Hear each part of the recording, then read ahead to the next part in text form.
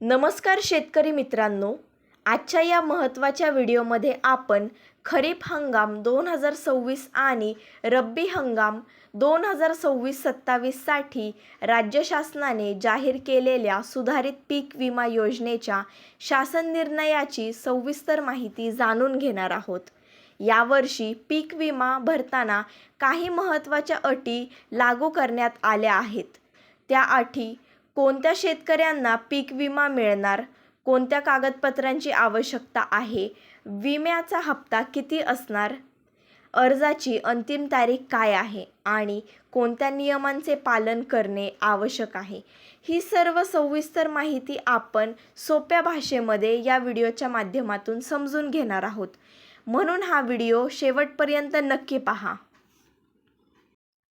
मित्रांनो, राज्य शासनाने खरीप हंगाम 2026 आणि रब्बी हंगाम 2026-27 साठी सुधारित पीक विमा योजना लागू करण्यास मंजुरी दिली आहे.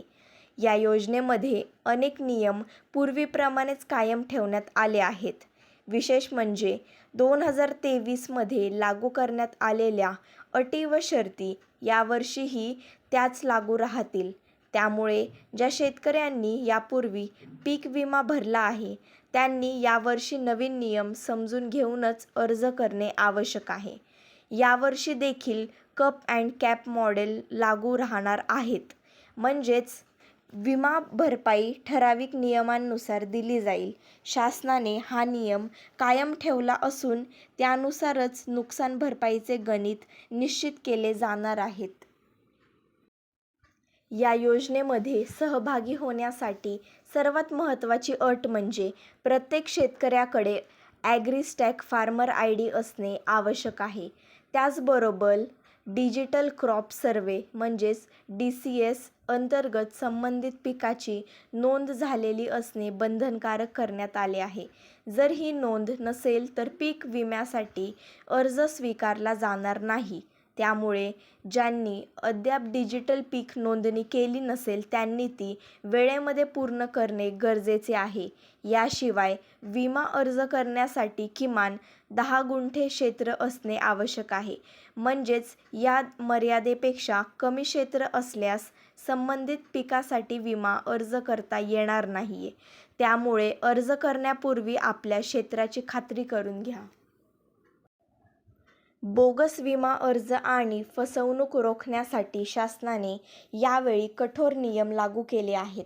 जर कोणताही अर्जदार चुकीची माहिती देताना किंवा बोगस दावा करताना आढळला तर त्या अर्जदारावर तब्बल 5 वर्षांसाठी पीक विमा योजनेत सहभागी होण्यास बंदी घातली जाऊ शकते. त्यामुळे सर्व माहिती अचूक आणि खरीच भरावी. आता विमा हप्त्याबद्दल बोलायचे झाले तर खरीप पिकांसाठी शेतकऱ्यांना विमा रकमेच्या 2% हप्ता भरावा लागेल. रब्बी पिकासाठी हा हप्ता 1.5% असेल तर नगदी पिकांसाठी 5% हप्ता निश्चित करण्यात आला आहे. उर्वरित प्रीमियम शासनाकडून भरला जाणार आहे. यावर्षी सर्व अधिसूचित पिकांसाठी जोखीम स्तर 70% निश्चित करण्यात आला आहे. नुकसान भरपाई निश्चित करताना पीक कापणी प्रयोग आणि तांत्रिक उत्पादन या दोन्ही बाबींना 50-50% वजन दिले जाणार आहे. त्यामुळे नुकसान भरपाई निश्चित करण्याची प्रक्रिया अधिक पारदर्शक करण्याचा प्रयत्न करण्यात आला आहे. म्हणजे पीक विमा अर्ज करण्याची अंतिम तारीख 31 जुलै 2026 निश्चित करण्यात आली आहे. त्यामुळे शेवटच्या दिवसाची वाट न पाहता वेळेत अर्ज करणे हिताचे ठरेल. आवश्यक कागदपत्रे आणि डिजिटल नोंदणी पूर्ण करूनच अर्ज सादर करा. शासनाने विविध जिल्ह्यांसाठी वेगवेगळ्या विमा कंपन्यांची नियुक्ती देखील केली आहे. त्यामुळे आपल्या जिल्ह्यासाठी कोणती विमा कंपनी नियुक्त करण्यात आली आहे याची माहिती संबंधित अधिकृत यादी किंवा कृषी विभागामार्फत तपासून घ्या. सर्वात शेवटी एक महत्त्वाची गोष्ट म्हणजे ही पीक विमा योजना ऐच्छिक आहे. म्हणजेच पीक विमा भरणे बंधनकारक नाही. प्रत्येक शेतकरी आपल्या गरजेनुसार आणि परिस्थितीनुसार या योजनेत सहभागी होण्याचा निर्णय घेतो. तर मित्रांनो, हा होता खरीप 2026 आणि रब्बी 2026-27 सुधारित पीक विमा योजनेच्या शासन निर्णयाबद्दल महत्त्वाचा आढावा. मित्रांनो, जर तुम्हाला ही माहिती उपयुक्त वाटली असेल तर व्हिडिओला लाईक करा. तुमच्या इतर शेतकरी मित्रांसोबत हा व्हिडिओ जास्तीत जास्त शेअर करण्याचा प्रयत्न करा आणि अशाच नवनवीन आणि माहितीपूर्ण व्हिडिओसाठी नागरिक माहिती मंच यूट्यूब चॅनलला सबस्क्राईब करून बेल आयकॉन दाबायला विसरू नका.